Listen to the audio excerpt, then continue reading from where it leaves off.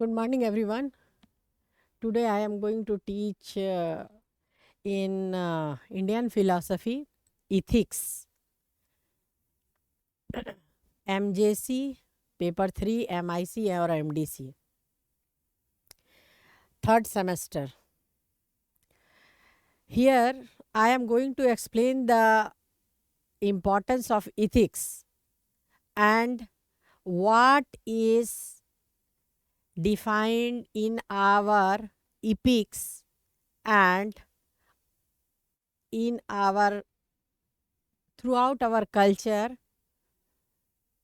throughout our social system, what is the impact of those ethics.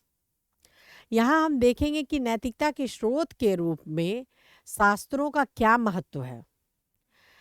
यहाँ सबसे एक गौर करने वाली बात है कि नैतिकता वास्तव में होता क्या है।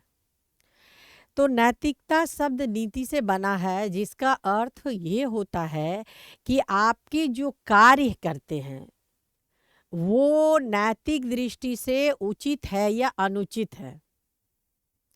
नैतिकता का क्षेत्र ये होता है कि कोई अगर समझदार व्यक्ति जिसके पास समझ हो, कॉन्सेंस हो, चेतना हो, वो कोई ऐसा कार्य नहीं करे जिससे सोशल इम्बैलेंस बिगड़ जाए।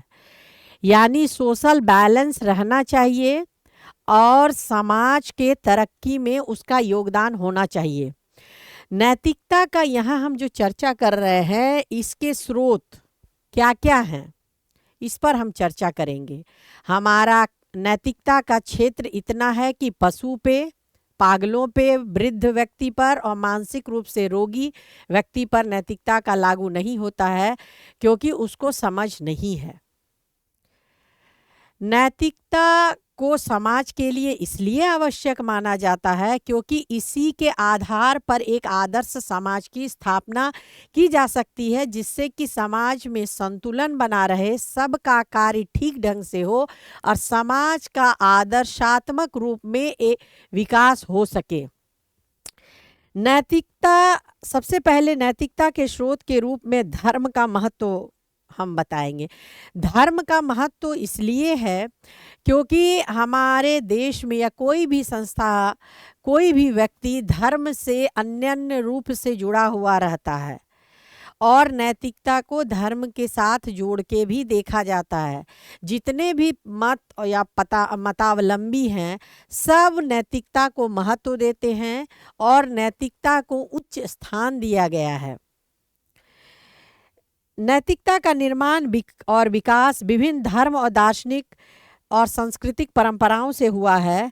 इसमें मूल स्रोत हमारा धार्मिक ग्रंथ है, जिसमें नैतिकता का स्पष्ट रूप में परिभाषित किया गया है। इसमें कहाँ कहाँ से नैतिकता का उद्भव हुआ है? रामायण से, उसके बाद महाभारत का गीता से, उपनिषद से, शास्त्रों से, स्मृतियों से,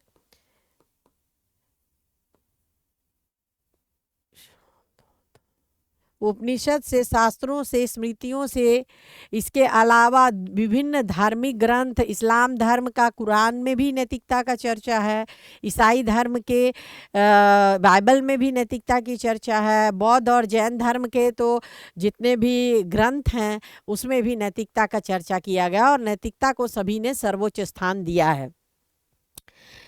भारतीय शास्त्रों में वेद, उपनिषद, पुराण, महाकाव्य इत्यादि इस सभी में नैतिकता का चर्चा है और यह न केवल समाज को बैलेंस देता है बल्कि किसी देश के विकास में दिशा भी तय करता है। यह एक नैतिकता एक जीवन की पद्धति है। यह निर्देशित करता है कि आदमी को कैसा चलना चाहिए, समाज को कैसे होना चाहिए। यह हमारे मार्गदर्शन का काम करता है। This are the footprints, ethics are the footprints on which the people will follow, and it will help the country or help the person to get morally high. सबसे पहले वेद को आप ले, वेद को नैतिकता का एक महत्वपूर्ण स्रोत माना गया है। वेद को नैतिकता का एक महत्वपूर्ण स्रोत माना गया। हमारे यहाँ 4 वेदों की चर्चा की गई है, जिसमें की है यजुर्वेद, सामवेद, अथर्ववेद, 4 वेद की चर्चा है। यजुर्वेद, सामवेद, अथर्ववेद और ऋग्वेद। इसके विस्तृत पहलुओं से वर्णन करने से हमें पता चलता है कि नैतिकता का कितना महत्व है। ऋग्वेद में यह कहा गया जितने भी उसमें ऋचाएँ हैं सब नैतिकता से अभिप्रेरित है और इसमें सत्य और व्यवस्था का सिद्धांत है। नैतिकता में वर्णित जो रीत कहा गया है, रीत एक वर्ड है जो जिसका कि वेद में इसकी चर्चा की गई है। ये नैतिक व्यवस्था इसे कहा जाता है। नैतिक व्यवस्था को वेद में रीत कहा गया है, यानी कि इससे ये व्यवस्था है जिसके आधार पर समस्त संसार चलता रहता है। हमारे कर्मफल का सिद्धांत भी नैतिकता आधारित है। यदि हम जैसा कर्म करेंगे उसके अनुसार हमें फल मिलेगा। सब इथिकल बेस्ड है। जहाँ तक नैतिकता का सवाल है, इसका पालन समाज के लिए आवश्यक है। सत्य, न्याय और धर्म की स्थापना होती है। वेद में यज्ञ, कर्मकांड, अनुष्ठान के माध्यम से व्यक्ति नैतिक कार्य करता है। यहाँ हम धर्म का थोड़ा सा अलग व्याख्या करेंगे। धर्म को हम पंथ से अलग जोड़ते हैं। धर्म का अर्थ होता है कि जो धारण करना है। धर्म वास्तव में भारत में धर्म का उल्लेख हमें इथिक्स, ये कर्तव्य के रूप में किया गया है, यानी कि हर एक विभाग का अपना अपना नैतिक धर्म है जिसको वो पालन करता है। वास्तव में ये ड्यूटी है। हर वर्णाश्रम धर्म का चर्चा किया गया है। गृहस्थ आश्रम और वानप्रस्थ आश्रम, संन्यास आश्रम, ब्रह्मचर्य आश्रम, ये 4 आश्रम है। आश्रम की चर्चा की गई है। फिर हमारे वर्ण का चर्चा किया गया है। ये सब कर्म के आधार पर है। बाद में लोगों ने इसे जन्म के आधार पर किया गया। यह वास्तव में एक नैतिक व्यवस्था है जिसके अंतर्गत लोगों को कार्य करने के लिए किस प्रकार अपने व्यवस्था में रहते हुए लोगों को कार्य करने के लिए नैतिक रूप से प्रेरित किया गया है।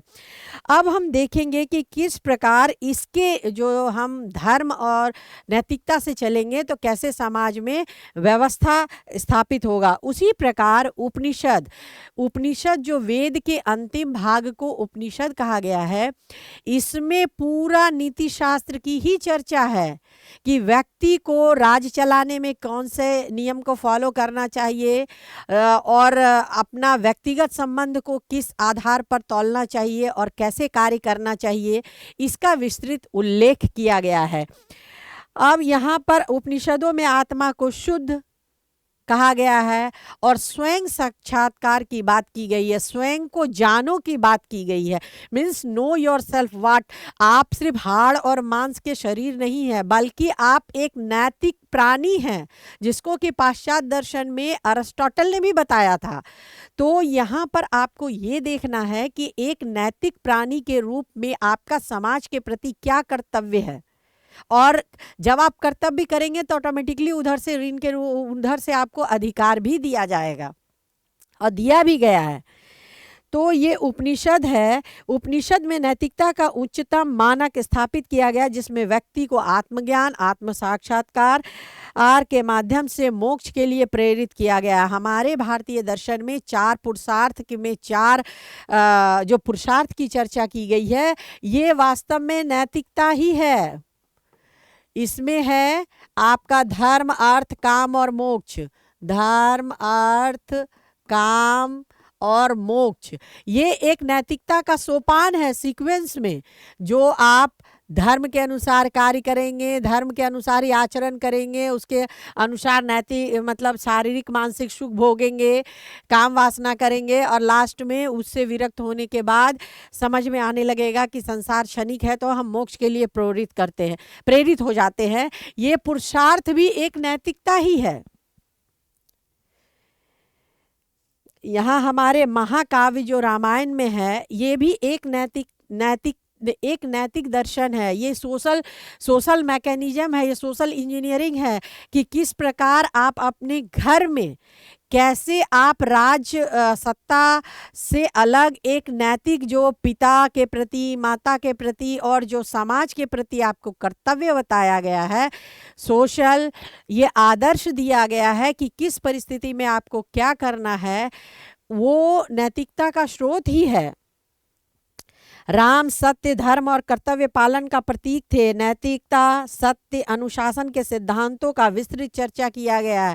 सीता, राम, लक्ष्मण, हनुमान के चरित्र का वहाँ जो वर्णन किया गया है वो नैतिकता का सीख देता है। और यह भी सीख देता है रामायण हमें कि किस प्रकार समाज में कोई भेदभाव नहीं होता है। भगवान राम ने सबरी का जूठा बैर भी खाया।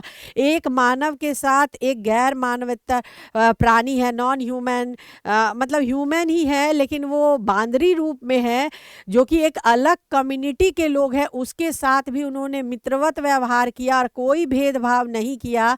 पूरा राम का जीवन आप देखिए कि उसके सामने ना ही उच्च कोई राजा और ना ही नीच, उस सबों के साथ सम व्यवहार किया है। विपरीत परिस्थिति में उन्होंने आदर्श व्यवहार किया है। हर समय नैतिकता को ही आगे रखकर उन्होंने अपना सारा जीवन, अपना कर्तव्य को निभाया है। ये सोशल जो सोशल मैकेनिज्म का एक एस्टैब्लिशमेंट, एक आदर्श नैतिक जीवन होता है, उसका सच्चा उदाहरण भगवान राम हैं। ये भी नैतिकता के ही स्रोत है। अब भागवत गीता को ले लीजिए, जिसमें धर्म, काम और नैतिकता है। इसके अलावा ज्ञान योग, भक्ति योग, कर्म योग, इसकी भी विस्तृत चर्चा की गई है कि किस प्रकार इसको महत्व दिया जा सकता है। हम जब मोक्ष प्राप्ति के लिए ज्ञान, कोई ज्ञान योगी है, कोई कर्म योगी है, कोई भक्ति योग के माध्यम से प्राप्त करता है, ये नैतिकता के स्रोत है कि हमें कब कैसा कार्य करना चाहिए। और आप देखिए कि जब कृष्ण अर्जुन को गीता का उपदेश दे रहे थे तो वास्तव में वो नीति दर्शन ही उसको सिखा रहे थे। नैतिकता के सिद्धांतों को महत्व दिया और जीवन में धर्म का क्या महत्व है ये बताने का प्रयास किया। इसके अलावा हमारी स्मृति, मनु स्मृति, पराशर स्मृति, याज्ञवल्क्य, धर्मशास्त्र में नैतिकता और सामाजिक व्यवस्था के नियमों का विस्तार से चर्चा है। वर्णाश्रम धर्म और कर्तव्य, सामाजिक उत्तरदायित्व की व्याख्या करता है ये सभी जो ग्रंथ हैं नैतिकता, अनुशासन और न्याय को महत्व देता है। फिर पुराण की बात करें तो वहाँ नैतिकता और धर्म को महत्व दिया गया है। व्यक्ति को कब कैसा काम करने चाहिए इसका भी उल्लेख किया गया है, नैतिकता का पालन किया गया है। अब हम जैन और बौद्ध धर्म का लें तो वहाँ भी हम पाएंगे कि जितने भी अभिधम पिटक है और जितने भी उनके शास्त्र हैं वहाँ पर भी नैतिकता का ही उल्लेख किया गया है। और इसके अलावा गौतम बुद्ध जो हैं उन्होंने पंच महाव्रत का सिद्धांत दिया। वो नैतिकता का अहिंसा, सत्य, अस्तेय, परिग्रह, ब्रह्मचार्य सॉरी, ये उन्होंने जो सिद्धांत दिया है वो नैतिकता का ही सिद्धांत है। फिर उन्होंने अष्टांगिक योग की मार्ग की बात की है, जिसमें उन्होंने सम्यक दृष्टि, सम्यक संकल्प, वाक, कर्मांत, आजीविका, कर्म, आजीविका, सम्यक प्रयास, स्मृति, समाधि आदि शामिल है। ये नैतिकता के ही आधार हैं। इसमें नैतिकता को ही महत्व दिया गया। अब जैन धर्म में भी वही बात है जिस प्रकार है, उसमें पंच महाव्रत है, सत्य, अस्तेय, ब्रह्म सत्य, अहिंसा, अपरिग्रह, ब्रह्मचार्य, ये नैतिकता की सिद्धांत ही देता है। ये नैतिक अनुशासन का सिद्धांत देता है। योग और पातंजलि का जो सूत्र है, योग दर्शन में आपने देखा है कि 8 योग, पातंजलि ने 8 प्रकार के यम, नियम, आसन, प्राणायाम, प्रत्याहार, धारण, ध्यान, समाधि की जो चर्चा की है, ये नैतिकता का ही हमें शिक्षा देता है। अब भक्ति काल में आप चले जाइए, भारत की संस्कृति में भक्ति काल जिसमें प्रेम, समर्पण, दया, करुणा सबको आधार आधार बनाकर भगवान की भक्ति, समाज सेवा और हम लोक परोपकार, लोक संग्रह की बात करते हैं, लोक परोपकार की बात करते हैं, बौद्ध धर्म में बोधिसत्व की बात करते हैं, जिसमें अपना मोक्ष के साथ साथ सबके मोक्ष की बात करते हैं, सर्व मुक्ति की बात करते हैं, तो ये सब नैतिकता के ही स्रोत हैं।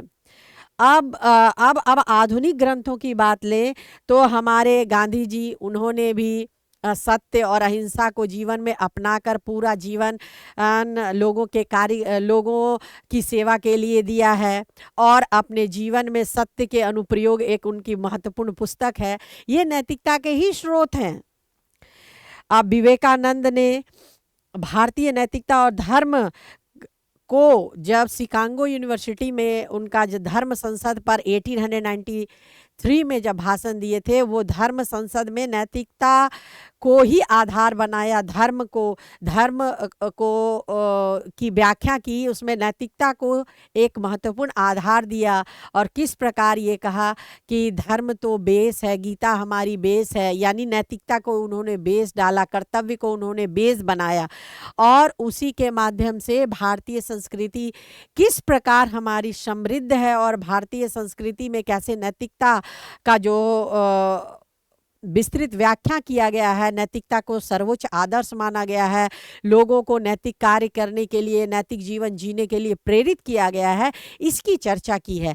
अब देखिए, नैतिकता वास्तव में भारतीय संस्कृति की आत्मा है, इसमें टॉप में नैतिकता है, बाकी सभी व्यवस्था नीचे की ओर है, यानी कि नैतिकता को सर्वश्रेष्ठ महत्व दिया गया है। पहले नैतिकता है, उसके बाद ही है कि आप है, इसीलिए निष्काम कर्म की भाव की गई है। भात योग में कहा गया है, हमारा जो गीता में कहा गया, उपनिषद में कहा गया निष्काम कर्म योग, यहाँ पर है कि आप किसी की सेवा करते हैं तो वहाँ पर ये मत आसक्ति मत रखिए कि उससे हमें कुछ मिलेगा। आप निष्काम कर्म की भावना से अपना कर्तव्य पूरा कीजिए, वो नैतिकता का ही दर्शन है। नैतिकता हमें लोभ मोह से भी बचाता है और एक आदर्श और उच्चतम जीवन जीने के लिए प्रेरित करता है। इस प्रकार हमने देखा कि किस प्रकार हमारी भारतीय दर्शन, हमारा ग्रंथ, हमारी स्मृतियाँ, हमारा पुराण, हमारा जितने भी इपिक हैं, वो सब किस प्रकार नैतिकता का विस्तृत चर्चा कर रहे हैं, और नैतिकता को सर्वोच्च आदर्श मानकर हमारी सारी व्यवस्थाओं को, हमारे सारे आदर्शों को वो महत्व देते हैं। और ये सभी स्रोत हैं जो नैतिकता के लिए, एक नैतिकता उच्चतम व्यक्ति का उच्चतम जीवन जीने के लिए या उच्चतम आदर्श प्राप्त करने के लिए ये सभी ग्रंथ नैतिकता को महत्व दिया है, और नैतिकता को ही जीवन का मतलब एक जीवन की पद्धति के रूप में, नैतिकता को एक मार्गदर्शन के रूप में अपनाया है। इसके साथ ही आज का वर्ग समाप्त होता है। धन्यवाद। अगले वर्ग में हम एमजेसी या एमडीसी और भी उस पर चर्चा करेंगे, नीति शास्त्र पर। तब तक के लिए धन्यवाद।